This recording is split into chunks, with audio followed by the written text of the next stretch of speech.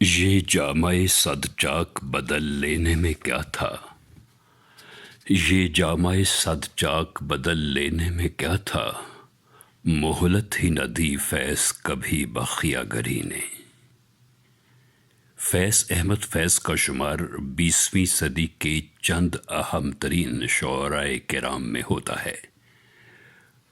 مذکورہ صدی کے چوتھے دہے کے وسط میں، جو قریباً 1935-1936 کا زمانہ بنتا ہے، جن شعرائے کرام کی نئی کھیپ سامنے آئی، ان میں برصغیر پاک و ہند میں 3 نام بہت اہم اور قابل ذکر ہیں، یعنی فیض، نون میم راشد اور میرا جی۔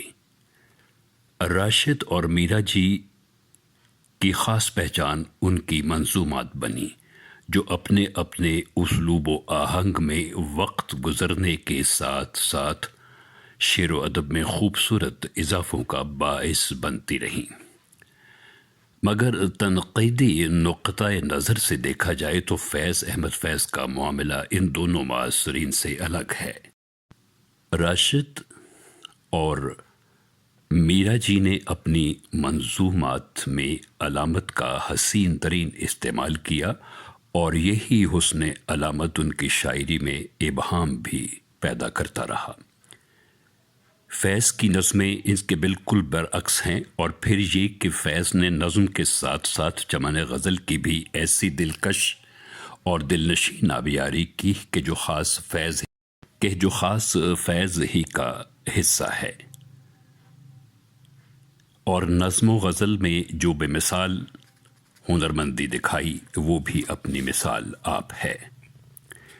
ناقدین فن کے مطابق فیض کی تخلیقی شخصیت کے پس منظر میں غالب کی شاعری بھی کارفرما ہے۔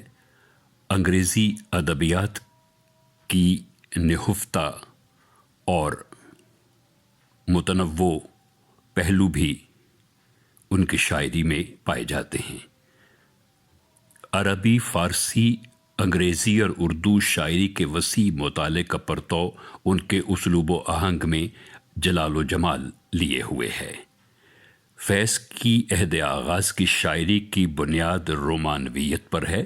غنائیت آمیز رومانوی افسردگی کی عمدہ ترین مثالیں آپ ان کی نظموں اور غزلوں ہر دو اصناف میں کثرت اور تسلسل کے ساتھ محسوس کر سکتے ہیں۔ ارتقائی مراحل سے گزرتے ہوئے یہی فیض رومانوی شاعری کی زمین پر مضبوطی سے قدم جمائے ہوئے رہتے ہیں، اور اس کے ساتھ ساتھ ترقی پسندانہ اور انقلابی شاعری کی جان اور آن بن کر ابھرتے ہیں۔ عظمت آدم، احترام انسانیت، معاشرتی ناانصافیاں، عدم مساوات، رجاعیت، خوش آئند عہد کے سپنے دیکھے اور ان کی تعبیر کا ارمان دل میں رکھا، اور انہوں نے رجاعیت اور رومانوی غنائیت کو یکجا کر کے یوں کہیے کہ انقلابی نظمیں نہیں بلکہ انقلاب کے فکر انگیز اور امید افزا نغمے گائے، گیت گائے۔ فیض نے اپنی شعری تخلیقات میں کئی مقامات پر غیر معمولی ہنرمندی سے کرافٹس مین شپ کا بھی بڑا کامیاب مظاہرہ کیا ہے۔ خصوصاً سر وادی سینا کی منظومات ان کے اس فکر و فن کا منہ بولتا ثبوت ہیں۔ فیض کے جمال کلام کا معجزہ کہیے کہ جو غنائیت، نغمگی، دھیما پن، کومل اور نرم و نازک ڈکشن انہوں نے اپنی رومانوی شاعری کے لیے استعمال کیے، یہی ڈکشن تقریباً ان کی انقلابی منظومات میں بھی موجود ہیں۔ نظم ہو یا غزل، ان کے اسلوب ان کے ڈکشن کو خاص پہچان عطا کرتا ہوا ملتا ہے۔ ان کی رومانوی شاعری ہو یا انقلابی، قارئین پر دونوں کا جادو یکساں طور پر سر چڑھ کر بولتا ہے۔